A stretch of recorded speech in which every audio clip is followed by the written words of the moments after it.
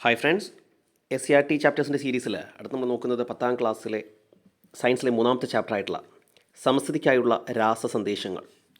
നിരവധി ചോദ്യങ്ങൾ ഈ ഒരു പാഠഭാഗത്ത് നിന്ന് വന്നിട്ടുണ്ട്. നിങ്ങൾക്ക് ഇതിലൂടെ കടന്നു പോകുമ്പോൾ അത് മനസ്സിലാകും.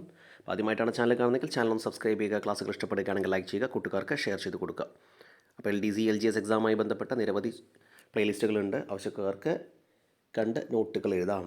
ഓക്കെ, അപ്പോൾ ചാപ്റ്ററിലേക്ക്. അപ്പോൾ ഈ ഒരു ചാപ്റ്ററിൽ നമ്മൾ ഹോർമോണുകളെക്കുറിച്ചും അത് ഉൽപ്പാദിപ്പിക്കുന്ന ഗ്രന്ഥികളെക്കുറിച്ചും ഒക്കെയാണ് മെയിനായിട്ട് നോക്കുന്നത്. അപ്പോൾ ഹോർമോൺ തകരാറാണെന്നാണ് ടീച്ചർ പറഞ്ഞത്. ഓക്കെ, ഇവർക്കും ഇത്രമാത്രം ഉയര വ്യത്യാസം വന്നത് എന്തുകൊണ്ടായിരിക്കാം? ഒരാൾ ചെറുത്, ഒരാൾ വലുത്. ഓക്കെ, അപ്പോൾ അതൊക്കെ ഒരു ഹോർമോണിൻ്റെ വ്യതിയാനമാണ്. അപ്പോൾ അതൊരു കുട്ടി ടീച്ചറോട് ചോദിക്കുകയാണ്. അപ്പോൾ ടീച്ചർ അതിനെക്കുറിച്ചിട്ടുള്ള മറുപടി കൊടുക്കുകയാണ്. ഓക്കെ, ശരീരത്തിലെ പ്രവർത്തനങ്ങൾ നിയന്ത്രിക്കുകയും ഏകോപിപ്പിക്കുകയും ചെയ്യുന്ന അവയവ വ്യവസ്ഥയാണ് അന്തസ്രാവി വ്യവസ്ഥ, എൻഡോക്രൈൻ സിസ്റ്റം. ഓക്കെ, അപ്പോൾ ശരീരത്തിലെ പ്രവർത്തനങ്ങളെ നിയന്ത്രിക്കുകയും ഏകോപിപ്പിക്കുകയും ചെയ്യുന്ന അവയവ വ്യവസ്ഥയാണത് അന്തസ്രാവി വ്യവസ്ഥ അല്ലെങ്കിൽ എൻഡോക്രൈൻ സിസ്റ്റം. അന്തസ്രാവി ഗ്രന്ഥികളും അവയുടെ സ്രവങ്ങളുമായ ഹോർമോണുകളും ഇതിൽ ഉൾപ്പെടുന്നു. അപ്പോൾ എന്താണ് ഇതിൽ ഏതൊക്കെ വരെ ഈ എൻഡോക്രൈൻ സിസ്റ്റത്തിൽ വരുന്നതാണെന്ന്? അന്തസ്രാവി ഗ്രന്ഥികൾ വരും, അവയുടെ സ്രവങ്ങളായ ഹോർമോണുകളും വരും. ഓക്കെ, കോശങ്ങളുടെ പ്രവർത്തനങ്ങളെ നിയന്ത്രിക്കുന്ന രാസസന്ദേശങ്ങളാണ് അല്ലെങ്കിൽ രാസസന്ദേശകരാണ് ഹോർമോണുകൾ. അപ്പോൾ കോശങ്ങളുടെ പ്രവർത്തനങ്ങളെ, കോശങ്ങളുടെ പ്രവർത്തനങ്ങളെ നിയന്ത്രിക്കുന്ന രാസസന്ദേശവാഹകരാണ് ആരെ? ഹോർമോണുകൾ എന്ന് പറയുന്നത്. അന്തസ്രാവി ഗ്രന്ഥികളിൽ നിന്ന് ഹോർമോണുകൾക്ക് ശരീരകലകളിലേക്ക് എത്തിച്ചേരാൻ പ്രത്യേകം കുഴൽ സംവിധാനമൊന്നുമില്ല. അപ്പോൾ എന്താണ് ഈ എൻഡോക്രൈൻ സിസ്റ്റത്തിൽ നിന്ന് ഈ ഹോർമോണുകൾക്ക് ശരീരത്തിൻ്റെ പല പല കലകളിലേക്ക് അല്ലെങ്കിൽ സെല്ലുകളിലേക്ക് എത്താൻ പ്രത്യേകിച്ച് കുഴൽ സംവിധാനമൊന്നുമില്ല. അതിനാൽ ഇവയെ നാളീരഹിത ഗ്രന്ഥി അല്ലെങ്കിൽ ഡക്ട് ലെക്സ് ഗ്ലാൻസ് എന്ന് പറയുന്നു. ഇതൊക്കെ സ്റ്റേറ്റ്മെൻറ്റ് ഇതിൽ വരാം. അതായത് ഹോർമോണുകൾ ഒക്കെ പ്രത്യേക കുഴൽ സംവിധാനത്തിലൂടെ ഒക്കെ അതാത് ശരീരകലകളിലേക്ക് എത്തുന്നു എന്നൊക്കെ വേണമെങ്കിൽ വരാം. അപ്പോൾ അങ്ങനെയല്ല, അന്തസ്രാവി ഗ്രന്ഥികളിൽ നിന്ന് ഹോർമോണുകൾ ശരീരകലകളിലേക്ക് എത്തുന്നത് എങ്ങനെ? പ്രത്യേക കുഴൽ സംവിധാനമില്ല. അതിനാൽ ഇവയെ നാളീരഹിത ഗ്രന്ഥി അല്ലെങ്കിൽ ഡക്ട്ലെസ് ഗ്ലാൻസ് എന്ന് പറയുന്നു. രക്തത്തിലൂടെയാണ് ഹോർമോണുകൾ സംവഹിക്കപ്പെടുന്നത്. അപ്പോൾ രക്തത്തിലൂടെയാണ് ഇവ സംവഹിക്കപ്പെടുന്നത്. രക്തത്തിലൂടെ സംവഹിക്കപ്പെടുന്ന ഹോർമോണുകൾ എല്ലാ കോശങ്ങളിലും പ്രവർത്തിക്കുന്നുണ്ടോ? താഴെ നൽകിയിരിക്കുന്ന വിവരണങ്ങൾ നമുക്ക് നോക്കണം. അപ്പോൾ ശരീരത്തിലെ പ്രവർത്തനങ്ങൾ നിയന്ത്രിക്കുകയും ഏകോപിപ്പിക്കുകയും ചെയ്യുന്ന അവയവസ്ഥയാണ് അന്തസ്രാവി വ്യവസ്ഥ അല്ലെങ്കിൽ എൻഡോക്രൈൻ സിസ്റ്റം. അന്തസ്രാവി ഗ്രന്ഥികളും അവയുടെ സ്രവങ്ങളായ ഹോർമോണുകളും ഇതിൽ ഉൾപ്പെടുന്നു. കോശങ്ങളുടെ പ്രവർത്തനങ്ങളെ നിയന്ത്രിക്കുന്ന രാസസന്ദേശകരാണ് ആരെ? ഹോർമോണുകൾ. അന്തസ്രാവി ഗ്രന്ഥികളിൽ നിന്ന് ഹോർമോണുകൾക്ക് ശരീരകളിലേക്ക് എത്തിക്കേരാൻ പ്രത്യേക കുഴൽ സംവിധാനമില്ല. അതിനാൽ ഇവയെ നാളീരഹിത ഗ്രന്ഥി അല്ലെങ്കിൽ ഡക്ട്ലെസ് ഗ്ലാൻസ് എന്ന് വിളിക്കുന്നു. ഓർത്തിരിക്കുക, ഇത്രയും പോയിന്റുകളാണ് അതിൽ ഓർക്കേണ്ടത്. ഈ ഹോർമോണുകൾ ലക്ഷ്യകോശങ്ങളിലേക്ക് രക്തത്തിൽ കലർന്ന് സഞ്ചരിക്കുന്നതിനാൽ ഹോർമോണുകൾ ശരീരത്തിലെമ്പാടും എത്താറുണ്ട്. ഓക്കെ, അപ്പോൾ രക്തത്തിൽ കലർന്നിട്ടാണ് അത് മുന്നോട്ട് പോകുന്നത്. അപ്പോൾ അത് ശരീരത്തിൽ എല്ലായിടത്തും എത്തും. എന്നാൽ ഓരോ ഹോർമോണും പ്രത്യേക ഗ്രാഹികളുള്ള കോശങ്ങളിൽ മാത്രമേ പ്രവർത്തിക്കുകയുള്ളൂ. ഹോർമോണുകൾക്ക് പ്രവർത്തിക്കാൻ കഴിയുന്ന കോശങ്ങളാണ് അവയുടെ ലക്ഷ്യകോശങ്ങൾ. അപ്പോൾ ഹോർമോൺ ഇങ്ങനെ രക്തത്തിലൂടെ രക്തം, ഈ രക്തത്തിലൂടെ ഒക്കെ ഹോർമോൺ ഇങ്ങനെ പോകുന്നുണ്ട്. അപ്പോൾ കോശസ്തരത്തിലെ ഹോർമോൺ ഗ്രാഹി, അപ്പോൾ ഇതിന് മാച്ചായിട്ടുള്ള ആ ഹോർമോൺ വരുമ്പോൾ മാത്രമേ, അല്ലെങ്കിൽ ആ ഒരു ലക്ഷ്യകോശം വരുമ്പോൾ മാത്രമേ അത് ആക്ട് ചെയ്യൂ. അപ്പോൾ അത്ര മാത്രമേ നമ്മൾ മനസ്സിലാക്കേണ്ടത്. അപ്പോൾ ഹോർമോണുകൾക്ക് പ്രവർത്തിക്കാൻ കഴിയുന്ന കോശങ്ങളാണ് അവയുടെ ലക്ഷ്യകോശങ്ങൾ എന്ന് പറയുന്നത്. അതത് ഗ്രാഹികളിലുള്ള കോശങ്ങൾക്ക് മാത്രമേ അതത് ഹോർമോണുകളെ സ്വീകരിക്കാൻ കഴിയുകയുള്ളൂ. എന്താണ്? അതത് ഗ്രാഹികളുള്ള കോശങ്ങൾക്ക് മാത്രമേ അതത് ഹോർമോണുകളെ സ്വീകരിക്കാൻ കഴിയുകയുള്ളൂ. ഓരോ ഹോർമോൺ തന്മാത്രയും ഗ്രാഹിയുമായി ബന്ധിച്ച് ഹോർമോൺ ഗ്രാഹി സംയുക്തം രൂപപ്പെടുന്നുണ്ട്. അതാണ് ഈ ഹോർമോൺ ഗ്രാഹി സംയുക്തം രൂപപ്പെടുന്നു. ഇതിനെ തുടർന്ന് കോശത്തിനകത്ത് രാസാഗ്നികൾ പ്രവർത്തിക്കുകയും കോശപ്രവർത്തനങ്ങൾക്ക് മാറ്റം വരികയും ചെയ്യുന്നു. അപ്പോൾ അതാണ് ലക്ഷ്യകോശങ്ങൾ വരുന്ന സമയത്ത്, ലക്ഷ്യകോശങ്ങളിൽ ഈ ഹോർമോൺ എത്തുമ്പോൾ ഓരോ ഹോർമോണും തന്മാത്രയും ഗ്രാഹിയുമായി ചേർന്ന് ഹോർമോൺ ഗ്രാഹി സംയുക്തം ഉണ്ടാകുന്നുണ്ട്. ഓർത്തിരിക്കുക. ഇനി എന്താ പറഞ്ഞത്? ലക്ഷ്യകോശങ്ങൾ, ഹോർമോൺ ഗ്രാഹി സംയുക്ത രൂപപ്പെടൽ, ലക്ഷ്യകോശങ്ങളിലെ ഹോർമോൺ സ്വാധീനം. ഇനി ദഹനത്തിന് ശേഷം നമ്മുടെ ശരീരത്തിലെ വിവിധ ഹോർമോണുകളെക്കുറിച്ച് നമുക്കൊന്ന് ഡീറ്റെയിൽ ആയിട്ട് നോക്കാം. ദഹനത്തിന് ശേഷം ദഹനഫലമായി ഉണ്ടാകുന്ന, അപ്പോൾ ദഹിച്ച് കഴിഞ്ഞാൽ നമുക്കറിയാം ഗ്ലൂക്കോസ് ഉണ്ടാകുന്നുണ്ട്. ഗ്ലൂക്കോസ് തന്മാത്രകൾ രക്തത്തിലേക്ക് ആഗിരണം ചെയ്യുന്നു, നമുക്കറിയാം. അപ്പോൾ ഈ ദഹനത്തിനൊക്കെ ശേഷം ഈ ഗ്ലൂക്കോസ് രക്തത്തിലേക്ക് ആഗിരണം ചെയ്യുന്നുണ്ട്. ഓക്കെ, ഊർജ്ജോൽപാദനത്തിനായി ഗ്ലൂക്കോസ് തന്മാത്രകൾ കോശത്തിലെത്തേണ്ടതുണ്ട്. ഈ പ്രവർത്തനത്തിൽ പാൻക്രിയാസ് എന്ന് പറയുന്ന ഗ്രന്ഥി മുഖ്യ പങ്ക് വഹിക്കുന്നു. ദഹന പ്രക്രിയയിൽ പാൻക്രിയാസിനുള്ള പങ്ക് എന്താണ്? അപ്പോൾ പാൻക്രിയാസ് എന്ന് പറയുന്നതിൽ ഒരു കൂട്ടം കോശങ്ങൾ, അതിനെ ഐലറ്റ്സ് ഓഫ് ലാംഗർഹാൻസ് എന്നാണ് പറയുക. ഈ ഐലറ്റ്സ് ഓഫ് ലാംഗർഹാൻസ് പാൻക്രിയാസിലാക്കാണ്. അതിൽ 2 കോശങ്ങളുണ്ട്, ആൽഫാ കോശങ്ങളും ബീറ്റാ കോശങ്ങളും. ഈ ബീറ്റാ കോശങ്ങളാണ് ഇൻസുലിൻ ഉൽപ്പാദിപ്പിക്കുക, ആൽഫാ കോശങ്ങളാണ് ഗ്ലൂക്കോഗൺ ഉൽപ്പാദിപ്പിക്കുക.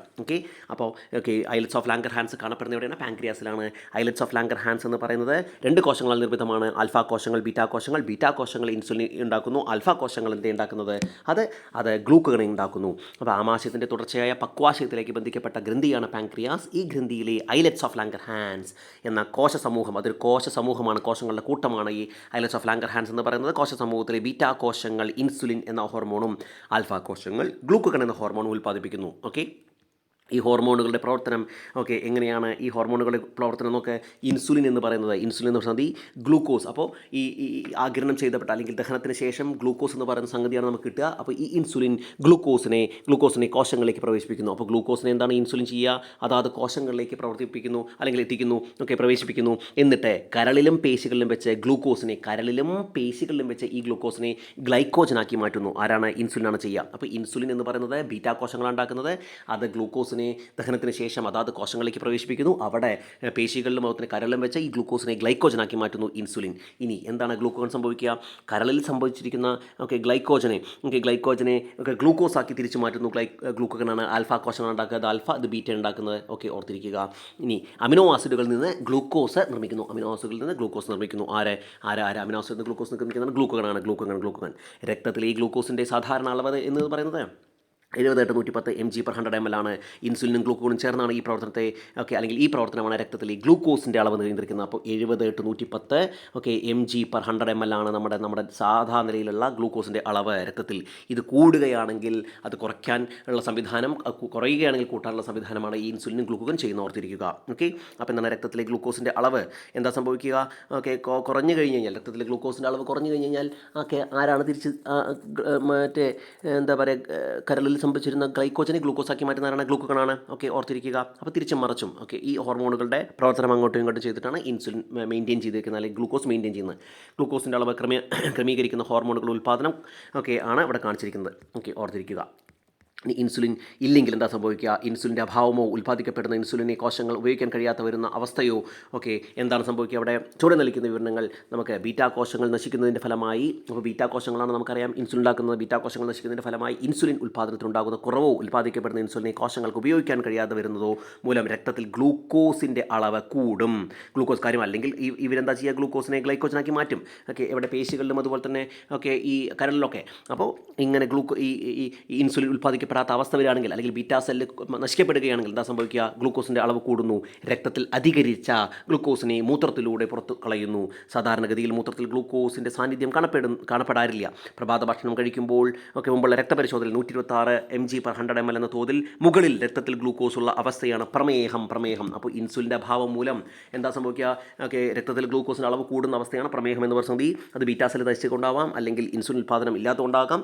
അപ്പോൾ വർദ്ധിച്ച വിശപ്പും ദാഹവും കൂടെയുള്ള മൂത്രമൊഴിക്കലും പ്രമേഹത്തിൻ്റെ മുഖ്യ ലക്ഷണങ്ങളാണ്. ഓർത്തിരിക്കുക. 3 മാസത്തെ ഗ്ലൂക്കോസിൻ്റെ നില കൃത്യമായി മനസ്സിലാക്കാൻ സഹായിക്കുന്ന രക്തപരിശോധന അവൈലബിൾ ആണ്. അപ്പോൾ ഇൻസുലിൻ്റെ ഉൽപ്പാദനത്തിലുണ്ടാകുന്ന തകരാറ് മൂലം 2 തരത്തിലുള്ള പ്രമേഹമുണ്ട്. Type 1 പ്രമേഹവും type 2 പ്രമേഹവും. അപ്പോൾ ടൈപ്പ് 1 പ്രമേഹത്തിന് കാരണം ശ്വേതരക്താണുക്കളായ T ലിംഫോസൈറ്റുകൾ പാൻക്രിയാസിലെ ബീറ്റാ കോശങ്ങളെ നശിപ്പിക്കുന്നതിന് കാരണം. അപ്പോൾ ശ്വേതരക്താണുക്കളായ T ലിംഫോസൈറ്റുകൾ പാൻക്രിയാസിലെ ബീറ്റാ കോശങ്ങളെ നശിപ്പിക്കുന്നതാണ് ഇതിന് കാരണം. ആവശ്യമായ അളവിൽ ഇൻസുലിൻ നൽകുകയാണ് ചികിത്സ. അപ്പോൾ ഇൻസുലിൻ നൽകുകയാണ് ഇതിൻ്റെ ചികിത്സ. ലക്ഷ്യകോശങ്ങൾ ഇൻസുലിൻ ഉപയോഗിക്കാൻ കഴിയാത്തതാണ് ടൈപ്പ് 2 പ്രമേഹത്തിന് കാരണം. അപ്പോൾ ലക്ഷ്യകോശങ്ങൾക്ക് ഇൻസുലിനെ ഉപയോഗിക്കാൻ കഴിയാത്ത അവസ്ഥയാണ് ടൈപ്പ് 2 പ്രമേഹം. ടൈപ്പ് 1 T ലിംഫോസൈറ്റ് ബീറ്റാ കോശങ്ങൾ നശിക്കുന്നു. അപ്പോൾ എന്താണ് ബീറ്റാ കോശങ്ങൾ നശിപ്പിക്കുന്നതാണ് കാരണം. ആവശ്യമായ അളവിൽ ഇൻസുലിൻ നൽകുകയാണ് ചികിത്സ. അപ്പോൾ ടൈപ്പ് 1 പ്രമേഹത്തിന് ഇൻസുലിൻ നൽകണം. ഇനി ലക്ഷ്യകോശങ്ങൾക്ക് ഇൻസുലിൻ ഉപയോഗിക്കാൻ കഴിയാത്ത അവസ്ഥയാണ് ടൈപ്പ് 2 പ്രമേഹം. പൊണ്ണത്തടിയും ജീൻ തകരാറും ഈ രോഗത്തിന് കാരണങ്ങളാണ് ടൈപ്പ് 2-ന്. അപ്പോൾ ഈ രോഗത്തിന് കാരണങ്ങളാണ് വ്യായാമവും ആഹാര നിയന്ത്രണവും ആവശ്യമെങ്കിൽ മരുന്നുകളും ഉപയോഗിക്കാം. ലോകാരോഗ്യ സംഘടന WHO ഇൻ്റർനാഷണൽ ഡയബറ്റിക് ഫെഡറേഷനും സംയുക്തമായി എല്ലാ വർഷവും നവംബർ 14 ചോദ്യമാണ്. നവംബർ 14 എന്താണ് ലോക പ്രമേഹ ദിനമായിട്ട് ആചരിക്കുന്നു അല്ലെങ്കിൽ കൊണ്ടാടുന്നു. വർദ്ധിച്ചു വരുന്ന പ്രമേഹ രോഗത്തിനെതിരെ ബോധവൽക്കരണത്തിന് വേണ്ടി ഉദ്ദേശിക്കുന്ന നീലവൃത്തം ഇതും ചോദിച്ചിട്ടുണ്ട്. നീലവൃത്തം എന്തിൻ്റെ പ്രമേയമാണ്? ലോക പ്രമേയ ദിനത്തിൻ്റെ സിമ്പലാണ്. നീലവൃത്തം ബ്ലൂ സർക്കിൾ നവംബർ 14 ലോക പ്രമേഹ ദിനം. ടൈപ്പ് 1 പ്രമേഹം ടൈപ്പ് 2 പ്രമേഹം. ടൈപ്പ് 1 പ്രമേഹം എന്ന് പറഞ്ഞാൽ T ലിംഫോസൈറ്റുകൾ പാൻക്രിയാസിലെ ബീറ്റാ കോശങ്ങളെ നശിപ്പിക്കുന്നതിന് കാരണം ആവശ്യമായ അളവിൽ ഇൻസുലിൻ നൽകുകയാണ് ചികിത്സ. ലക്ഷ്യകോശങ്ങൾക്ക് ഇൻസുലിനെ ഉപയോഗിക്കാൻ കഴിയാത്ത അവസ്ഥയാണ് ടൈപ്പ് 2 പ്രമേഹം. ഓർത്തിരിക്കുക. ഇനി എന്താ നമുക്ക് നോക്കാനുള്ളത്? അപ്പോൾ എന്താ പറയുക, ഇനി ഒരു ടെസ്റ്റ് ട്യൂബിൽ 2 ml സാമ്പിൾ എടുക്കുക. അതിലേക്ക് 2 ലിറ്റർ ബെനഡിക്ട് ലൈനി, അപ്പോൾ ബെനഡിക്ട് ലൈനി വെച്ചിട്ടാണ് നമ്മൾ ഇത് ചെക്ക് ചെയ്യുക. ചേർക്കുക, 2 മിനിറ്റ് ചൂടാക്കുക, നിറം നിരീക്ഷിക്കുക, റിയേജൻ്റ് ബോട്ടിലെ ഗ്ലൂക്കോസ് സൂചകമായി താരതമ്യം ചെയ്ത് നിഗമനങ്ങളിലെത്തുക. അപ്പോൾ ഏതാ ചെയ്യുന്നത്? ബെനഡിക്ട് ലൈനിയാണ് നമ്മൾ ഗ്ലൂക്കോസിൻ്റെ അല്ലെങ്കിൽ ഇത് ടെസ്റ്റ് ചെയ്യാൻ ഉപയോഗിക്കുന്ന ബെനഡിക്ട് ലൈനിയാണ്. ഓർത്തിരിക്കുക. ഇനി ഉപാപചയ നിയന്ത്രണം, ശരീരത്തിൽ നടക്കുന്ന നിർമ്മാണ ശിഥിലീകരണ പ്രവർത്തനങ്ങളെ പൊതുവെ ഉപാപചയം എന്ന് വിളിക്കുന്നു. അപ്പോൾ എന്താണ് ഉപാപചയം എന്ന് പറയുന്ന സംഗതി? ശരീരത്തിൽ നടക്കുന്ന നിർമ്മാണ ശിഥിലീകരണ പ്രവർത്തനങ്ങളെ പൊതുവെ ഉപാപചയം എന്ന് വിളിക്കുന്നു. ഉപാപചയ പ്രവർത്തനങ്ങളും ഹോർമോണുകളുടെ പ്രവർത്തനങ്ങളും ഹോർമോണുകളാണ് നിയന്ത്രിക്കുന്നത്. അപ്പോൾ ഈ ഉപാപചയ പ്രവർത്തനങ്ങളും ഹോർമോണുകളുടെ പ്രവർത്തനത്തിലാണ് നിയന്ത്രിക്കപ്പെടുന്നത്. ഉപാപചയ പ്രവർത്തനങ്ങളെ നിയന്ത്രിക്കുന്ന മുഖ്യ അന്തസ്രാവി ഗ്രന്ഥി അതാണ് തൈറോയിഡ് ഗ്രന്ഥിയാണ്. തൈറോയിഡ് ഗ്രന്ഥി ഉൽപ്പാദിപ്പിക്കുന്ന 2 ഹോർമോണുകളാണ്, കാൽസിറ്റോണിനും അതുപോലെ തന്നെ തൈറോക്സിനും. ഏതൊക്കെയാണ്? തൈറോക്സിൻ അതുപോലെ തന്നെ കാൽസിറ്റോണിൻ 2 ഹോർമോണുകൾ ഉൽപ്പാദിപ്പിക്കുന്ന ആരാണ്? അത് തൈറോയിഡ് ഗ്രന്ഥിയാണ്, ഓർത്തിരിക്കുക. അപ്പോൾ തൈറോയിഡ് ഗ്രന്ഥി ഉൽപ്പാദിപ്പിക്കുന്ന 2 ഹോർമോണുകൾ തൈറോക്സിനും കാൽസിറ്റോണിനും. തൈറോക്സിൻ്റെ ധർമ്മങ്ങൾ എന്തൊക്കെയാണ്? തൈറോക്സിൻ്റെ ധർമ്മങ്ങൾ ഊർജ്ജോൽപാദനം വർദ്ധിപ്പിക്കുന്നുണ്ട്, ഉപാപചയ പ്രവർത്തനങ്ങളുടെ നിരക്ക് ഉയർത്തുന്നുണ്ട്, ഭ്രൂണാവസ്ഥയിലും ശൈശവാവസ്ഥയിലും മസ്തിഷ്ക വളർച്ചയും വികാസവും ത്വരിതപ്പെടുത്തുന്നു. കുട്ടികളിലെ ശരീര വളർച്ചയെ നിയന്ത്രിക്കുന്ന ആരാണ്? ഈ തൈറോക്സിനാണ്. തൈറോക്സിനാണ്. തൈറോക്സിൻ ഏറ്റക്കുറച്ചിലുകൾ ശരീരത്തെ എങ്ങനെയെല്ലാം ബാധിക്കുന്നു എന്ന് നമുക്ക് മനസ്സിലാക്കാം. തൈറോക്സിനാണ് ഊർജ്ജോൽപാദനം വർദ്ധിപ്പിക്കുന്ന തൈറോക്സിനാണ്. ഉപാപചയ പ്രവർത്തനങ്ങളെ നിരക്ക് ഉയർത്തുന്ന തൈറോക്സാണ്. ഭ്രൂണാവസ്ഥയിലും ശൈശവാവസ്ഥയിലും മസ്തിഷ്ക വളർച്ചയും വികാസവും നിയന്ത്രിക്കുന്ന തൈറോക്സിനാണ്. കുട്ടികളിലെ ശരീര വളർച്ച നിയന്ത്രിക്കുന്ന തൈറോക്സിനാണ്. ഇതൊക്കെ സ്റ്റേറ്റ്മെൻറ്റ് ഇതിൽ ചോദ്യങ്ങൾ വന്നിട്ടുണ്ട്. ഇനി തൈറോയ്ഡ് ഗ്രന്ഥിയുടെ പ്രവർത്തനങ്ങൾ വളരെ വിപുലമാണെന്ന് തൈറോയ്ഡ് വൈകല്യങ്ങൾ പരിശോധന വഴി തിരിച്ചറിയേണ്ടതുണ്ട്. തൈറോയ്ഡ് ഗ്രന്ഥി നേരിട്ട് ഉൽപ്പാദിപ്പിക്കുന്ന ഹോർമോണുകളുടെ അളവും തൈറോയ്ഡ് ഗ്രന്ഥിയെ സ്വാധീനിക്കുന്ന മറ്റ് ചില ഹോർമോണുകളും അളവുകളും പരിശോധിച്ച് വൈകല്യങ്ങൾ തിരിച്ചറിയാവുന്നതാണ്. T3, T4, TSH എന്നീ ഹോർമോണുകളുടെ അളവ് നിർണ്ണയിക്കുന്ന ലബോറട്ടറി പരിശോധനകൾ ഇതിനും ഉപയോഗിക്കുന്നു. അപ്പോൾ T3, T4, TSH thyroid stimulating hormone T3, T4, TSH. അപ്പോൾ 2 ഹോർമോണുകൾ തൈറോയ്ഡ് ഗ്രന്ഥി, തൈറോക്സിനും അതുപോലെ കാൽസിറ്റോണും. തൈറോക്സിൻ എന്ന് പറയുന്ന സംഗതി ഊർജ്ജോൽപാദനം വർദ്ധിപ്പിക്കുന്നു, ഉപാപചയ പ്രവർത്തനങ്ങളുടെ നിരക്ക് ഉയർത്തുന്നു, ഭ്രൂണാവസ്ഥയിലും ശൈശവാവസ്ഥയിലും മസ്തിഷ്ക വളർച്ചയും വികാസനം ത്വരിതപ്പെടുത്തുന്നു, കുട്ടികളുടെ ശരീര വളർച്ചയെ നിയന്ത്രിക്കുന്നു. തൈറോക്സിൻ ഏറ്റക്കുറച്ചിലുകൾ ശരീരത്തെ എങ്ങനെയെല്ലാം ബാധിക്കും? അപ്പോൾ ഹൈപ്പോ തൈറോയിഡിസം എന്ന് പറഞ്ഞു കഴിഞ്ഞാൽ തൈറോക്സിൻ്റെ ഉൽപ്പാദനം കുറയുന്ന അവസ്ഥയാണ് ഹൈപ്പോ തൈറോയിഡിസം. നമ്മുടെ തൈറോയ്ഡ് ഗ്രന്ഥി ഉൽപ്പാദിക്കുന്ന തൈറോക്സിൻ കുറയുകയാണെങ്കിൽ അതാണ് ഹൈപ്പോ തൈറോയിഡിസം. ഭ്രൂണാവസ്ഥയിലോ ശൈശവാവസ്ഥയിലോ തൈറോക്സിൻ്റെ ഉൽപ്പാദനക്കുറവ് മൂലം ശാരീരിക മാനസിക വളർച്ച തടസ്സപ്പെടും. ഈ അവസ്ഥയെ ക്രിട്ടിനിസം എന്നറിയപ്പെടുന്നു. മുതിർന്നവരിൽ തൈറോക്സിൻ്റെ തുടർച്ചയായ കുറവ് മിക്സ്ഡിനിമ എന്ന അസുഖത്തെ കാരണമാകുന്നു. കുറഞ്ഞ ഉപാപചയ നിരക്ക്, മന്ദത, ശരീരഭാരം കൂടുക, ഉയർന്ന രക്തസമ്മർദ്ദം, ശരീരകലകളുടെ വീക്കം എന്നിവയാണ് പ്രധാന ലക്ഷണങ്ങൾ. അപ്പോൾ മിക്സ്ഡിമ എന്ന് പറയുന്ന സംഗതി, അതുപോലെ തന്നെ വലിയ കുട്ടികളിൽ ക്രിട്ടിനിസം എന്നത് തൈറോയിഡ് ഉൽപ്പാദിപ്പിക്കുന്ന ഈ തൈറോക്സിൻ്റെ കുറവ് മൂലമാണ്. തൈറോക്സിൻ്റെ ഉൽപ്പാദനം കുറയുന്ന അവസ്ഥയാണ് ഹൈപ്പോ തൈറോയിഡിസം. ഇനി ഹൈപ്പർ തൈറോയിഡിസം എന്ന് പറഞ്ഞാൽ കൂടുകയാണെങ്കിൽ തൈറോക്സിൻ്റെ തുടർച്ചയായ അമിത ഉൽപ്പാദനം മൂലം തൈറോക്സിൻ സ്വാധീനിക്കുന്ന ജീവൽ പ്രവർത്തനത്തെ ദ്രുതഗതിയിലാകുന്ന അവസ്ഥയാണ്. ഉയർന്ന ഉപാപചയ നിരക്ക്, കൂടിയ ശരീരതാപനില, കൂടുതൽ വിയർപ്പ്, കൂടിയ ഹൃദയമിടിപ്പ്, അതുപോലെ തന്നെ ശരീരഭാരം കുറയുക, വൈകാരിക പ്രക്ഷുബ്ധത എന്നിവയാണ് മുഖ്യ ലക്ഷണങ്ങൾ. ഹൈപ്പർ തൈറോയിഡിസിൻ്റെ ലക്ഷണങ്ങൾ. തൈറോക്സിൻ്റെ തുടർച്ചയായ അമിത ഉൽപ്പാദനം മൂലം തൈറോക്സിൻ സ്വാധീനിക്കുന്ന ജീവൽ പ്രവർത്തനങ്ങൾ ത്വരിതഗതിയിലാകുക. അപ്പോൾ ഹൈപ്പോ തൈറോയിഡിസം, കുട്ടികളിൽ ക്രിട്ടിനിസം, വലിയ ആൾക്കാർ മിക്സ്ഡിമ. ഓർത്തിരിക്കുക. ഇതൊക്കെ തൈറോക്സിനുമായി ബന്ധപ്പെട്ടതാണ്. അടുത്താണ് രണ്ടാമതൊരു ഹോർമോൺ ഉണ്ടാക്കുന്ന ഇതാണ്, അതാണ് കാൽസിറ്റോണിൻ അല്ലേ. അപ്പോൾ ഗോയിറ്റർ എന്താണെന്ന് നോക്കാം. തൈറോക്സിൻ്റെ ഉൽപ്പാദനത്തിന് അയഡിൻ, ഈ തൈറോക്സിൻ ഉൽപ്പാദിക്കണമെങ്കിൽ എന്ത് വേണം? അയഡിൻ വേണം. അയഡിൻ്റെ അഭാവത്തിൽ തൈറോക്സിൻ ഉൽപ്പാദനം തടസ്സപ്പെടുത്തുന്നു. ഈ സാഹചര്യത്തിൽ തൈറോക്സിൻ ഉൽപ്പാദിപ്പിക്കാനുള്ള ശ്രമത്തെ തൈറോയ്ഡ് ഗ്രന്ഥി അമിതമായി വളരുന്നു. അയഡിൻ എന്ന് പറയുന്നത് മസ്റ്റാണ് എന്തുണ്ടാക്കാൻ? തൈറോക്സിൻ ഉൽപ്പാദിപ്പിക്കാൻ. ഈ അയഡിൻ ഇല്ലെങ്കിൽ ഈ തൈറോയ്ഡ് ഗ്രന്ഥി വളരും. ആ വളർന്ന അവസ്ഥയാണ് ഗോയിറ്റർ എന്ന് പറയുന്നത്. ഇതാണ് ഗോയിറ്റർ എന്ന് പറഞ്ഞാൽ മതി. ജീവൽ പ്രവർത്തനങ്ങൾ നിയന്ത്രിക്കുന്നതിൻ്റെ തൈറോക്സിൻ്റെ പങ്ക് നമുക്കിപ്പോൾ മനസ്സിലായിട്ടുണ്ടാവും. ഇനി അടുത്തൊരു ഹോർമോൺ നമ്മൾ പറയാം, കാൽസിറ്റോണിൻ അല്ലെങ്കിൽ കാൽസ്യത്തിൻ്റെ നിയന്ത്രണം കൺട്രോൾ ചെയ്യുന്നത് തൈറോയ്ഡ് ഗ്രന്ഥിയിലുള്ള കാൽസിറ്റോണിനാണ്. അപ്പോൾ രക്തത്തിലെ കാൽസ്യത്തിൻ്റെ അളവ് എന്ന് പറയുന്ന സംഗതി എത്ര? 9 to 11 mg/100 ml ആണ്. 9 to 11 per 100 mg/100 ml ആണ്. രക്തത്തിലെ കാൽസ്യത്തിൻ്റെ അളവ് വർദ്ധിക്കുമ്പോൾ തൈറോയ്ഡ് ഗ്രന്ഥി ഉൽപ്പാദിപ്പിക്കുന്ന ഹോർമോൺ കാൽസിറ്റോണിൻ. അപ്പോൾ രക്തത്തിൽ കാൽസ്യത്തിൻ്റെ അളവ് വർദ്ധിക്കുമ്പോൾ തൈറോയ്ഡ് ഗ്രന്ഥി ഉൽപ്പാദിക്കുന്ന ഹോർമോണാണ് കാൽസിറ്റോണിൻ. ഇത് രക്തത്തിലെ കാൽസ്യത്തിൻ്റെ അളവിനെ കുറയ്ക്കുന്നു. അപ്പോൾ രക്തത്തിലെ കാൽസ്യത്തിൻ്റെ അളവ് കുറയ്ക്കുന്നു. 9 to 11 ആണ് നോർമൽ റേഞ്ച്. അത് കൂടുകയാണെങ്കിൽ ഈ കാൽസിറ്റോണിൻ ഉൽപ്പാദിപ്പിക്കുന്നു, അത് അതിനെ നിയന്ത്രിക്കുന്നു. ഇത് രക്തത്തിലെ കാൽസ്യത്തിൻ്റെ അളവ് കുറയ്ക്കുന്നു. രക്തത്തിലെ കാൽസ്യത്തിൻ്റെ അളവ് കുറഞ്ഞാലോ എന്താ ചെയ്യുക? തൈറോയ്ഡ് ഗ്രന്ഥിയുടെ പിൻഭാഗത്തായി കാണപ്പെടുന്ന പാരാതൈറോയ്ഡ് ഗ്രന്ഥി പാരാത്തോർമോൺ എന്ന് പറയുന്ന ഒരു ഹോർമോൺ ഉൽപ്പാദിപ്പിക്കുന്നു. അപ്പോൾ കാൽസ്യത്തിൻ്റെ ലെവൽ 9 to 11 mg/100 ml ആണ്. ഇത് വല്ലാതെ കൂടിക്കഴിഞ്ഞ് കഴിഞ്ഞാൽ തൈറോയ്ഡ് ഗ്രന്ഥി കാൽസിറ്റോണിനെ ഉൽപ്പാദിപ്പിച്ചുകൊണ്ട് അത് കുറയ്ക്കുന്നു. ഇനി വല്ലാതെ ഈ എന്താ പറയുക, കാൽസ്യത്തിൻ്റെ അളവ് കുറഞ്ഞാലോ ഈ തൈറോയ്ഡ് ഗ്രന്ഥിയുടെ പിൻഭാഗത്ത് പാരാതൈറോയ്ഡ് ഗ്രന്ഥി എന്ന് പറയുന്നുണ്ട്. അത് പാരാത്തോർമോൺ എന്ന് പറയുന്ന ഒരു ഹോർമോൺ ഉൽപ്പാദിപ്പിക്കുന്നു. അപ്പോൾ രക്തത്തിലെ കാൽസ്യത്തിൻ്റെ അളവ് വർദ്ധിപ്പിക്കുന്നു.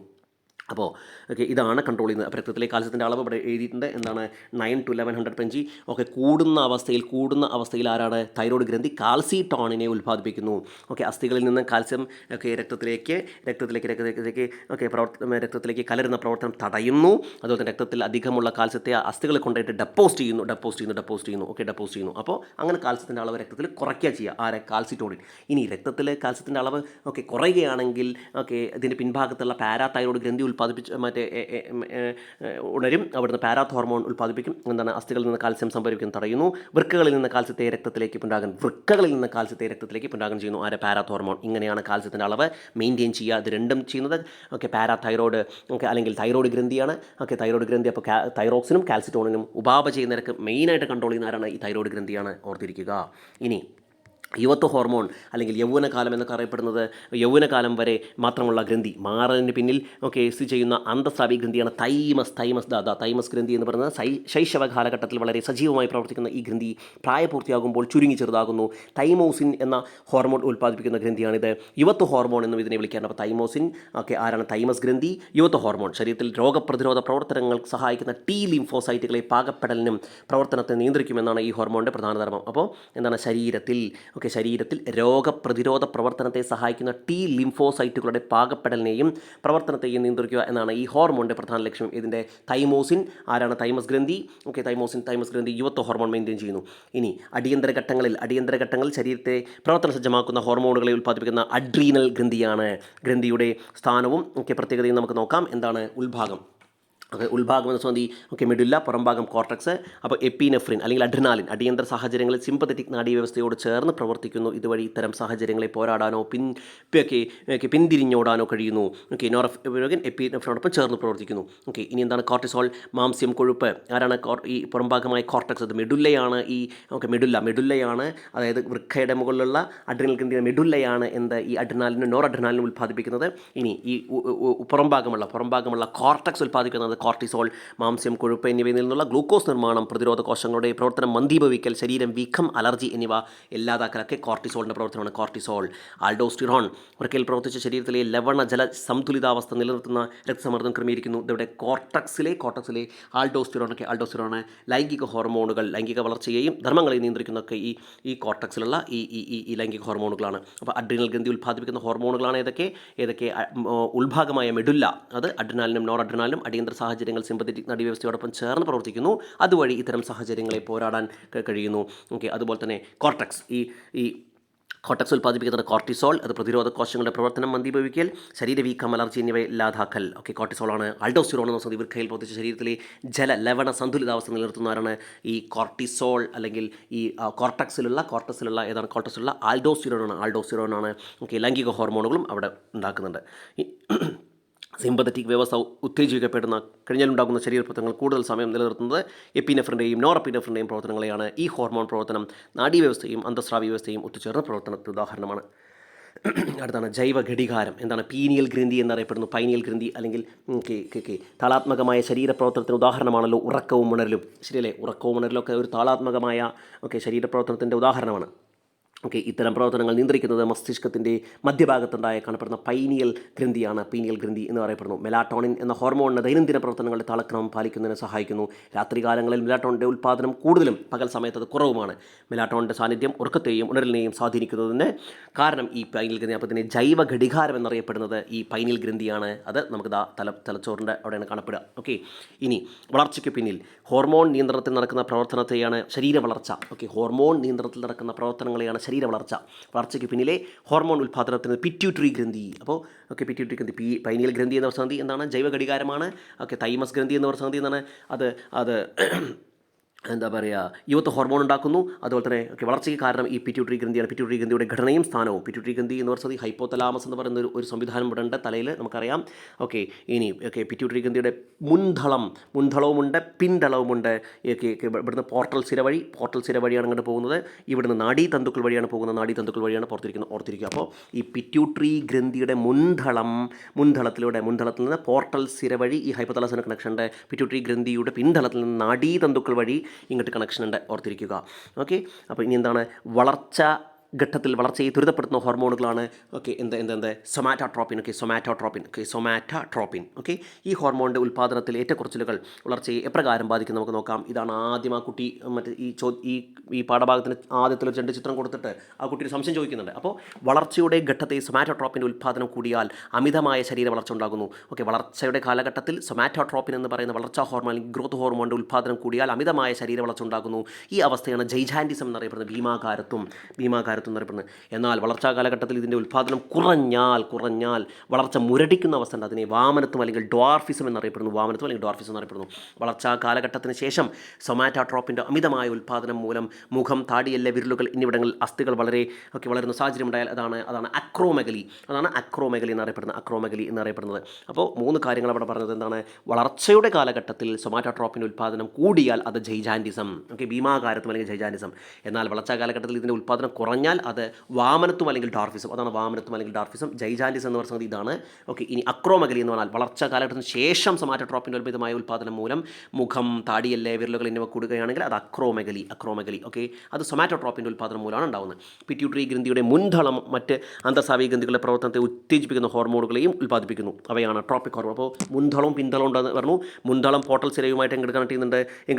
ഹൈപ്പോതലാമസിൽ കണക്ട് ചെയ്യുന്നുണ്ട്. പിന്തളം നാഡീതന്തുക്കളായിട്ട് കണക്ട് ചെയ്യുന്നുണ്ട്. അപ്പോൾ മുൻതളം എന്ന് പറഞ്ഞാൽ പിറ്റ്യൂട്ടറി ഗ്രന്ഥിയുടെ മുൻതളം മറ്റ് അന്തഃസ്രാവി ഗ്രന്ഥികളുടെ പ്രവർത്തനത്തെ ഉത്തേജിപ്പിക്കുന്ന ഹോർമോണുകളെ ഉൽപ്പാദിപ്പിക്കുന്ന ഇവയാണ് ട്രോപ്പിക് ഹോർമോണുകൾ. അതിനാൽ പിറ്റ്യൂട്ടറി ഗ്രന്ഥിക്ക് അന്തഃസ്രാവി ഗ്രന്ഥി വ്യവസ്ഥയിൽ വളരെയധികം പ്രാധാന്യമുണ്ട്. പിറ്റ്യൂട്ടറി ഗ്രന്ഥിയുടെ മുൻതളം ഉൽപ്പാദിപ്പിക്കുന്ന ഹോർമോണുകളാണ് thyroid stimulating hormone, adrenocorticotropic hormone, അതിന് ഗൊണാഡോട്രോപ്പിക് ഹോർമോൺ, വളർച്ചാ ഹോർമോണായിട്ടുള്ള സൊമാറ്റോട്രോപ്പിൻ, പ്രൊലാക്റ്റിൻ. ഇതൊക്കെയാണ് thyroid stimulating hormone TSH, adrenocorticotropic hormone ACTH, gonadotropic hormone GTH, വളർച്ചാ ഹോർമോൺ അതിന് പ്രൊലാക്റ്റിൻ. അപ്പോൾ എന്തൊക്കെയാണ് ഇതിൻ്റെ പ്രവർത്തനം? തൈറോയ്ഡ് സ്റ്റിമുലേറ്റിംഗ് ഹോർമോൺ എന്ന് പറഞ്ഞാൽ തൈറോയ്ഡ് ഗ്രന്ഥിയുടെ പ്രവർത്തനത്തെ ഉത്തേജിപ്പിക്കുന്നു. Thyroid stimulating hormone. Adrenocorticotropic hormone എന്നാണ് അഡ്രീനൽ ഗ്രന്ഥിയുടെ കോർട്ടക്സ്. നമുക്കറിയാം, ഉള്ളിൽ മിഡില്ല, പുറത്ത് കോർട്ടക്സ്. ആ പുറത്ത് കോർട്ടക്സ് ആയിട്ടുള്ള കോർട്ടിസോളും അതുപോലെ തന്നെ ആൾഡോസ്റ്റിറോണും ലൈംഗിക ഹോർമോണുകളൊക്കെ അപ്പോൾ അഡ്രിനൽ കോർട്ടിയുടെ കോർട്ടക്സിൻ്റെ പ്രവർത്തനത്തെ ഉത്തേജിപ്പിക്കുന്നതാണ് ഈ അഡ്രിനോകോർട്ടിക് ട്രോപ്പിക് ഹോർമോണാണ്. ഗൊണാഡോട്രോപ്പിക് ഹോർമോൺ എന്നാൽ പുരുഷന്മാരിൽ വൃഷ്ണങ്ങളുടെ പ്രവർത്തനം, സ്ത്രീകളിൽ അണ്ടാശയങ്ങളുടെ പ്രവർത്തനമൊക്കെ ഈ ഗൊണാഡോട്രോപ്പിക് ഹോർമോൺ കൺട്രോൾ ചെയ്യുന്നത്. വളർച്ചാ ഹോർമോണായിട്ടുള്ള സൊമാറ്റോട്രോപ്പിൻ ശരീര വളർച്ചയെ ത്വരിതപ്പെടുത്തുന്നു. അതായത് അത് കൂടുമ്പോൾ നമുക്കറിയാം മറ്റേ ജൈജാൻറ്റിസവും വാമനത്വവും കുറയുമ്പോൾ വാമനത്വവും, അതുപോലെ തന്നെ വളർച്ചാ കാലഘട്ടത്തിന് ശേഷമാണെങ്കിൽ അക്രോമെഗലി ഒക്കെ ഉണ്ടാവാൻ കാരണം ഈ സൊമാറ്റോട്രോപ്പിനാണെന്ന് നമുക്ക് മനസ്സിലായി. ഇതൊക്കെ പ്രൊലാക്റ്റിൻ, മുലപ്പാൽ ഉൽപ്പാദനം. പിറ്റ്യൂട്ടറി ഗ്രന്ഥിയുടെ മുൻതളം ഉൽപ്പാദിപ്പിക്കുന്ന ഹോർമോണുകളാണ്. മുൻതളം. ഇനി പിറ്റ്യൂട്ടറി ഗ്രന്ഥിയുടെ പിൻതളത്തിൽ നിന്ന് സ്രവിക്കുന്ന ഓക്സിറ്റോസിൻ, അതുപോലെ തന്നെ വാസോപ്രസിൻ എന്നീ ഹോർമോണുകൾ ഹൈപ്പോതലാമസിലെ പ്രത്യേക നാഡീകോശങ്ങളാണ് ഉൽപ്പാദിപ്പിക്കുന്നത്. ഹൈപ്പോതലാമസിലെ പ്രത്യേക നാഡീകോശങ്ങളാണ് ഇത് സ്രവിക്കുന്നത്. ഈ ഹോർമോണുകളെ പിറ്റ്യൂട്ടറി ഗ്രന്ഥി പിന്തളത്തിൽ സംഭരിച്ച് വയ്ക്കുകയും, അപ്പോൾ പിറ്റ്യൂട്ടറി ഗ്രന്ഥിയുടെ പിന്തളത്തിൽ നിന്ന് സ്രവിക്കുന്നത് ആരാണ്? പിറ്റ്യൂട്ടറി ഗ്രന്ഥിയാണ്. അപ്പോൾ പിറ്റ്യൂട്ടറി ഗ്രന്ഥിയുടെ പിന്തളത്തിൽ നിന്ന് സ്രവിക്കുന്ന ഓക്സിറ്റോസിൻ, അതുപോലെ തന്നെ വാസോപ്രസിനും ഓക്സിറ്റോസിനും പിറ്റ്യൂട്ടറി ഗ്രന്ഥിയുടെ പിന്തളത്തിൽ നിന്നാണ് സ്രവിക്കുന്നത്. ഈ ഹോർമോണുകൾ ഹൈപ്പോതലാമസിലെ പ്രത്യേക നാഡീകോശങ്ങളാണ് ഉൽപ്പാദിപ്പിക്കുന്നത്. അപ്പോൾ ഹൈപ്പോതലാമസിൽ നിന്നാണ് ഇത് ഉൽപ്പാദിപ്പിക്കുന്നത്. ഏത്? ഈ ഓക്സിറ്റോസിനൊക്കെ. ഈ ഓക്സിറ്റോസിനും അതുപോലെ തന്നെ വാസോപ്രസിൻ എന്ന് പറയുന്ന സംഗതി ഇവിടുന്ന് ഉൽപ്പാദിപ്പിച്ചുകൊണ്ട് നാഡീതന്തുക്കൾ വഴി എവിടേക്ക് വരുന്നുണ്ട്? ഈ പിറ്റ്യൂട്ടറി പിന്തളത്തിലേക്ക് വരുന്നുണ്ട്. അപ്പോൾ അത് ഉൽപ്പാദിപ്പിക്കുന്ന ആരാണ്? ഉൽപ്പാദിപ്പിക്കുന്നത് ചില ന്യൂറോ സെക്രീറ്ററി സെൽസ് ആയിട്ടുള്ള ഹൈപ്പോതലാമസിലെ പ്രത്യേക നാഡീകോശങ്ങൾ, ന്യൂറോ സെക്രീറ്ററി സെൽസ് ഉൽപ്പാദിപ്പിക്കുന്നു. ഈ ഹോർമോണുകളെ പിറ്റ്യൂട്ടറി ഗ്രന്ഥിയുടെ പിന്തളത്തിൽ സംഭരിച്ച് വയ്ക്കുകയും ആവശ്യാനുസരണം രക്തത്തിൽ കലർത്തുക. അപ്പോൾ പിറ്റ്യൂട്ടറി ഗ്രന്ഥിയുടെ പിന്തളം ഉൽപ്പാദിപ്പിക്കുന്നത് ഓക്സിറ്റോസിനും വാസോപ്രസിനും. ഈ ഓക്സിറ്റോസിൻ എന്ന് പറയുന്ന സംഗതി എന്തിനാണ് ഉപയോഗിക്കുക? ഗർഭാശയത്തിലെ മിനുസപേശികളെ സങ്കോചിച്ച പ്രസവം സുഖമാക്കുന്ന ഈ ഓക്സിറ്റോസിനാണ്. അപ്പോൾ ഗർഭാവസ്ഥയിൽ അല്ലെങ്കിൽ ഈ പ്രസവത്തിൻ്റെ സമയത്തൊക്കെ ഗർഭാശയഭിത്തിയിലെ മിനുസപേശികളെ സങ്കോചിച്ച് പ്രസവം സുഖമാക്കുന്നു. മുലപ്പാൽ ചുരത്താൻ സഹായിക്കുന്ന ഓക്സിറ്റോസിനാണ്. വാസോപ്രസിൻ അല്ലെങ്കിൽ ADH എന്ന് പറയുന്ന സംഗതി ഇത് പിറ്റ്യൂട്ടറി ഗ്രന്ഥിയുടെ പിന്തളം ആണ് ശ്രവിക്കുന്നത്. ഹൈപ്പോതലാമസിലെ പ്രത്യേക ന്യൂറോ സെക്രട്ടറി സെൽസ് ഉൽപ്പാദിപ്പിച്ചുകൊണ്ട് നാഡീകോശങ്ങൾ ആണ് ഉൽപ്പാദിക്കുന്നത്. ഈ ഹോർമോണുകളെ പിറ്റ്യൂട്ടറി ഗ്രന്ഥിയുടെ പിന്തളത്തിൽ സംഭരിച്ച് വയ്ക്കുകയും ആവശ്യാനുസരണം രക്തത്തിൽ കലർത്തുക ചെയ്യുക. അപ്പോൾ ഓക്സിറ്റോസിൻ ഗർഭാശയത്തിലെ മിനുസപേശികളെ സങ്കോചിച്ച് പ്രസവം സുഖമാക്കുന്നു, മുലപ്പാൽ ചുരത്താൻ സഹായിക്കുന്നു. വാസോപ്രസിൻ എന്താണ്? അല്ലെങ്കിൽ ADH വൃക്കയിൽ ജലത്തിലെ പുനരാഗ്രഹത്തിന് സഹായിക്കുന്നു. ഇനി വൃക്കയിൽ ജലത്തിൻ്റെ പുനരാഗ്രഹത്തിന് വാസോപ്രസിൻ എന്ന ശരീരത്തിലെ ജലത്തിൻ്റെ അളവ് നിയന്ത്രിക്കുന്നത് ചുവടെ കൊടുത്തിരിക്കുന്നത് എങ്ങനെയാണ്? രക്തത്തിൽ ജലത്തിൻ്റെ സാധാരണ അളവ് അത് കൂടുകയാണെങ്കിൽ വാസോപ്രസിനെ ഉൽപ്പാദിപ്പിക്കുന്നു. വാസോപ്രസിൻ ഉൽപ്പാദനം കൂടുന്നു. അപ്പോൾ രക്തത്തിൽ എന്താണ് ജലത്തിൻ്റെ സാധാരണ അളവ്? എന്താണ് രക്തത്തിൽ സാധാരണ അളവ്? രക്തത്തിൽ സാധാരണ ഒരളവുണ്ട്. അത് കൂടുമ്പോൾ എന്താ സംഭവിക്കുക? അത് കൂടുന്ന സമയത്ത് വാസോപ്രസിൻ്റെ അളവ് കുറയുന്നു. വൃക്കയിൽ ജലത്തിൻ്റെ പുനരധികാരം കുറയുന്നു. മൂത്രത്തിൽ അളവ് കൂടുന്നു. മൂത്രത്തിൻ്റെ അളവ് കൂടുക ചെയ്യുക. ഇനി വാസോപ്രസിൻ ഉൽപ്പാദനം കൂടുമ്പോൾ എന്താ സംഭവിക്കുക? വാസോപ്രസിൻ ഉൽപ്പാദനം കൂടുമ്പോൾ വൃക്കയിൽ ജലത്തിൻ്റെ പുനരധികാരം കൂടുന്നു, മൂത്രത്തിൻ്റെ അളവ് കുറയുന്നു. അപ്പോൾ വാസോപ്രസിൻ കൂടുമ്പോൾ വാസോപ്രസിൻ്റെ ഇത് കൂടുന്ന സമയത്ത് മൂത്രത്തിൻ്റെ അളവ് കുറയുക ചെയ്യുക. വാസോപ്രസിൻ കുറയുമ്പോൾ അല്ലേ, വാസോപ്രസിൻ രക്തത്തിൽ ജലത്തിൻ്റെ അളവ് കുറയുമ്പോൾ വാസോപ്രസിൻ്റെ ഉൽപ്പാദനം കൂടുന്നു. വാസോപ്രസിൻ്റെ ഉൽപ്പാദനം കൂടുമ്പോൾ മൂത്രത്തിൻ്റെ അളവ് കുറയുക ചെയ്യുക. വാസോപ്രസിൻ്റെ ഉൽപ്പാദനം കുറയുമ്പോൾ മൂത്രത്തിൻ്റെ അളവ് കൂടുക ചെയ്യുക. വേനൽക്കാലത്ത് വിയർപ്പിലൂടെയും മറ്റ് ശരീരത്തിൽ നിന്നും ജലനഷ്ടം ഉണ്ടാകുന്നാൽ വാസോപ്രസിൻ്റെ ഉൽപ്പാദനം കൂടുതലായിരിക്കും. അല്ലേ, വേനൽക്കാലത്തെ വിയർപ്പിലൂടെയും മറ്റ് ശരീരത്തിൽ നിന്ന് ജലനഷ്ടം ഉണ്ടാകുന്നതിനാൽ വാസോപ്രസിൻ കൂട്ടും. കാര്യം വാസോപ്രസിൻ കൂട്ടുമ്പോൾ സമയത്താണ് മൂത്രത്തിൻ്റെ എമൗണ്ട് കുറയുക. എന്നാൽ മഴക്കാലത്ത് തണുപ്പാലത്തും ഇതിൻ്റെ ഉൽപ്പാദനം കുറയും. അപ്പോൾ മഴക്കാലത്ത് നമുക്ക് കൂടുതൽ മൂത്രമൊഴിക്കാൻ കാര്യം എന്താണ്, വാസോപ്രസിൻ്റെ ഉൽപ്പാദനം കുറയുക ചെയ്യുക. വാസോപ്രസിൻ എന്ന് പറയുന്ന സംഗതി ആരാണ്, ഹൈപ്പോതലാമസിൻ്റെ ചില ന്യൂറോ സെക്രട്ടറി സെൽസ് ഉൽപ്പാദിപ്പിച്ചുകൊണ്ട് പിറ്റ്യൂട്ടറി ഗ്രന്ഥിയുടെ പിൻതലത്തിൽ ശേഖരിച്ചുകൊണ്ട് അത് ജലത്തിൽ കലയുക ചെയ്യുക. വാസോപ്രസിൻ എന്ന് പറഞ്ഞാൽ വൃക്കയിൽ നിന്ന് ഈ ജലത്തിൻ്റെ പുനരാഗമനം സഹായിക്കുന്നതാണ് വാസോപ്രസിൻ അല്ലെങ്കിൽ ADH. ഈ മഴക്കാലത്തും ഇതിലും ADHൻ്റെ പ്രവർത്തനം കുറയും, അല്ലെങ്കിൽ ഉൽപ്പാദനം കുറയും, കൂടുതൽ മൂത്രം പോവും. അതാണ് സംഭവിക്കുന്നത്. എന്താ സംഭവിക്കുക അടുത്ത്? വാസോപ്രസിൻ ഉൽപ്പാദനം കുറയുന്നു. വാസോപ്രസിൻ്റെ ഉൽപ്പാദനം കുറയുമ്പോൾ വൃക്കയിൽ ജലത്തിൻ്റെ പുനരാഗിരണം കുറയുകയും കൂടിയ അളവിൽ മൂത്രം പുറത്തുള്ളുന്നു. ഈ അവസ്ഥയാണ് ഡയബറ്റീസ് ഇൻസിപ്പിഡസ്. അപ്പോൾ വാസോപ്രസിൻ്റെ ഉൽപ്പാദനം കുറയുമ്പോൾ ഉണ്ടാകുന്നതാണ് എന്താ ഡയബറ്റീസ് ഇൻസിപ്പിഡസ്. ഡയബറ്റീസ് എന്താണ്? ഡയബറ്റീസ് ഇൻസിപ്പിഡസ് എന്ന് പറയുന്നത്. ഇനി എന്താണ് ലൈംഗിക സവിശേഷതകൾ പിന്നിൽ അണ്ടാശയവും വൃഷ്ണവും ലൈംഗിക ഹോർമോണുകൾ ഉൽപ്പാദിപ്പിക്കുന്നു. ചിത്രീകരണം ഇവിടെ വൃഷ്ണം എന്നൊരു സംഗതി, ഇവിടെ ഓവറി. അപ്പോൾ വൃഷ്ണം ഉണ്ടാക്കുന്നത് ദ്വിതീയ ലൈംഗിക സവിശേഷതകൾ ശബ്ദമാറ്റം, രോമവളർച്ച, ലൈംഗിക അവയവങ്ങൾ, ബീജോൽപാദനം ഉൽപ്പാദിപ്പിക്കുന്നവരാണ് ടെസ്റ്റിസ്. അതുപോലെ തന്നെ ഇവിടെ ഈസ്ട്രജൻ, പ്രൊജസ്ട്രോൺ എന്നുണ്ടാക്കുന്നതാണ് അണ്ടാശയമാണ്. ലൈംഗിക ഹോർമോണുകൾ എന്താണ് അണ്ടാശയം. ദ്വിതീയ ലൈംഗിക സവിശേഷതകൾ അണ്ടോൽപാദനം, ആർത്തവചക്രം എന്നിവ നിയന്ത്രണം. പ്രൊജസ്ട്രോൺ അണ്ടോൽപാദനം, ആർത്തവചക്രം, ഭ്രൂണത്തെ ഗർഭാശയത്തിൽ നിന്ന് നിലനിർത്താൻ എന്നിവയുടെ നിയന്ത്രണം. മുഖ്യ നിയന്ത്രകർ മസ്തിഷ്ക ഭാഗമായ ഹൈപ്പോതലാമസ് ആണ്, അന്തസ്രാവി ഗ്രന്ഥിയുമാണ്. മസ്തിഷ്കമായ ഹൈപ്പോതലാമസ് അന്തസ്രാവി ഗ്രന്ഥിയുമാണ്. മസ്തിഷ്ക ഭാഗമായിട്ടുള്ള ഹൈപ്പോതലാമസ് എന്ന് പറയുന്നത് അന്തസ്രാവി ഗ്രന്ഥിവേശ്യമാണ്. ഇത് പിറ്റ്യൂട്ടറി ഗ്രന്ഥിയും അതുവഴി മറ്റ് അന്തസ്രാവി ഗ്രന്ഥികളെ നിയന്ത്രിക്കുന്നു. അപ്പോൾ ഈ ഹൈപ്പോതലാമസ് ഒരു നമ്മുടെ തലച്ചോറിൻ്റെ വലിയ ഭാഗമാണ്. അതൊരു അന്തസ്രാവി ഗ്രന്ഥിയുമാണ്. ഇത് പിറ്റ്യൂട്ടറി ഗ്രന്ഥിയുമായി അതുവഴി മറ്റ് അന്തസ്രാവി ഗ്രന്ഥികളുമായി നിയന്ത്രിക്കുന്നു. അപ്പോൾ നിയന്ത്രിക്കുന്നുണ്ട്. നോക്കുക എങ്ങനെയാണ് ഈ ഹൈപ്പോതലാമസ് എന്ന് പറയുന്ന സംഗതി ചില റിലീസിംഗ് ഹോർമോൺ ഉൽപ്പാദിപ്പിക്കുന്നുണ്ട്. പിറ്റ്യൂട്ടറി ഗ്രന്ഥിയുടെ മുൻതളം ഉത്തേജിക്കപ്പെട്ട ട്രോപ്പിക് ഹോർമോണുകളായിട്ടുള്ള TSH, ACTH, GTH ഇത് ഇതാക്കുന്നു. അതുപോലെ തന്നെ ഇൻഹിബിറ്ററി ഹോർമോൺസ് പിറ്റ്യൂട്ടറി ഗ്രന്ഥിയുടെ മുൻതളത്തിലെ ട്രോപ്പിക് ഹോർമോണുകളുടെ ഉൽപ്പാദനത്തെ തടയുന്നു. അപ്പോൾ റിലീസിംഗ് ഹോർമോണും ഇൻഹിബിറ്ററി ഹോർമോൺസും ഈ അന്തസ്രാവി ഗ്രന്ഥിയായിട്ടുള്ള ഹൈപ്പോതലാമസ് ആണ് ഉൽപ്പാദിപ്പിക്കുന്നത്. പിറ്റ്യൂട്ടറി ഗ്രന്ഥിയുടെ മുൻതളം ഉത്തേജിക്കപ്പെട്ട ട്രോപ്പിക് ഹോർമോണുകൾ ഉൽപ്പാദിപ്പിക്കുന്നു. വിവിധതരം റിലീസിംഗ് ഹോർമോൺ അതുപോലെ തന്നെ ഇൻഹിബിറ്ററി ഹോർമോൺസ് ഒക്കെ ഉൽപ്പാദിപ്പിക്കുന്നതാണ് ഹൈപ്പോതലാമസ് ആണ്. പിറ്റ്യൂട്ടറി ഗ്രന്ഥിയെയും അതുവഴി അന്തസ്രാവി ഗ്രന്ഥിയെയും മൊത്തമായി നിയന്ത്രിക്കുന്നു. ഇനി ആശയവിനിമയത്തിന് ആകുമ്പോൾ രാസസന്ദേശങ്ങൾ, ചില രാസസന്ദേശങ്ങളുണ്ട്. കസ്തൂരിമാനിലെ കസ്തൂരി, അതായത് മെസ്കോൺ, വെരുകിലെ സിവറ്റോൺ, അതുപോലെ തന്നെ പട്ടുനൂൽ ശലഭത്തിലെ ബോംബിക്കോൾ എന്നിവ ഫിറോമോണുകൾക്ക് ഉദാഹരണമാണ്. അപ്പോൾ ഫിറോമോണുകൾക്ക് ഉദാഹരണം ചോദിച്ചിട്ടുണ്ട്. കസ്തൂരിമാനിലെ മസ്കോൺ, കസ്തൂരിമാനിലെ മസ്കോൺ, വെരുകിലെ സിവറ്റോൺ, അതുപോലെ തന്നെ പട്ടുനൂൽ ശലഭത്തിലെ ബോംബിക്കോൾ എന്നിവ ഫിറോമോൺ ഉദാഹരണം. കാർഷിക മേഖലയിലെ കൃത്രിമ ഹോർമോണുകളും ഉപയോഗിക്കാറുണ്ട്. ഏതൊക്കെയാണ്? അപ്പോൾ ഇവിടെ നോക്കുക, ഗിബർലിൻ. ഈ കാർഷികപരമായിട്ട് സസ്യങ്ങളിലും ഹോർമോണുകളുണ്ട്. സസ്യങ്ങളിലെ ജീവൽ പ്രവർത്തനങ്ങളെ നിയന്ത്രിക്കുകയും ഏകോപിപ്പിക്കുകയും ചെയ്യുന്ന സസ്യ ഹോർമോണുകളാണ് ഇവ. സസ്യ വളർച്ചയെ നിയന്ത്രിക്കുകയും പ്ലാന്റ് ഗ്രോത്ത് ഹോർമോൺസ് അല്ലെങ്കിൽ റെഗുലേറ്റേഴ്സ് എന്ന് പറയുന്നു. ഗിബർലിൻ എന്ന സംഗതി എന്താണ്? സമൃദ്ധാഹാരത്തെ വിഘടിച്ചുകൊണ്ട് വിത്തുകൾ മുളയ്ക്കാൻ സഹായിക്കുന്ന, ഇലവിരിയാൻ സഹായിക്കുന്ന ഈ ഗിബർലിനാണ്. ഓക്സിൻ എന്ന സംഗതി കോശ വളർച്ച, കോശ ദീർഘീകരണം, അഗ്രമുളത്തിൽ വളർച്ച, അഗ്രമുകുളത്തിൻ്റെ വളർച്ച, അതിന് ഫലരൂപീകരണം ഓക്സിനാണ്. സൈറ്റോക്കിൻ എന്ന സംഗതി കോശ വളർച്ച, കോശ വിഭജനം, കോശ വൈവിധ്യവൽക്കരണത്തിനൊക്കെ ഈ സൈറ്റോക്കിൻ സഹായിക്കുന്നുണ്ട്. അപ്പോൾ ഗിബർലിൻ എന്ന സംഗതി സമ്പ്രദാഹാരത്തെ വിഘടിച്ച് വിത്തുകൾ മുളയ്ക്കാൻ സഹായിക്കുന്നത്, ഇലവിരിയാനൊക്കെ സഹായിക്കുന്ന ഈ ഗിബർലിനാണ്. ഓക്സിൻ എന്ന് പറയുന്ന സംഗതി കോശ വളർച്ച, കോശ ദീർഘീകരണം, അഗ്രമുകുളത്തിൻ്റെ വളർച്ച, ഫലരൂപീകരണം. സൈറ്റോക്കിൻ എന്ന് പറയുന്നത് കോശ വളർച്ച, കോശ വിഭജനം, കോശ വൈവിധ്യവൽക്കരണത്തിനൊക്കെ സഹായിക്കുന്ന സൈറ്റോക്കിനാണ്. ഇനി അബ്സിസിക് ആസിഡ് എന്ന് പറയുന്നത് എന്താണ്? ഭ്രൂണത്തിൻ്റെ സുപ്താവസ്ഥ ഭാഗമായി ഇലകൾ, കായ്കൾ എന്നിവ പൊഴിക്കൽ. ഇതൊക്കെ അബ്സിസിക് ആസിഡാണ്. എത്തിലീൻ വാതക രൂപത്തിലുള്ള ഇലകളും ഫലങ്ങളും ഭാഗമാകൽ, കൂടിയ അളവിലായാൽ ഇലകളും പഴങ്ങളും പൊഴിയൽ. ഇതൊക്കെ അപ്പോൾ കൂടുതലാവുമ്പോൾ ഈ എത്തിലീൻ കാരണം കൂടുതലാവുമ്പോൾ എന്താണ്? ഇവ ഇലകൾ പൊഴിക്കും. ഈ ഭ്രൂണത്തിൻ്റെ സുപ്താവസ്ഥ ഭാഗമായി ഇലകൾ, കായ്കൾ എന്നിവ പൊഴികൾ അബ്സിസിക് ആസിഡ് സഹായിക്കുന്നു. എന്താണ്? സൈറ്റോക്കിനിൻ കോശ വളർച്ച, കോശ വിഭജനം, കോശ വൈവിധ്യവൽക്കരണം.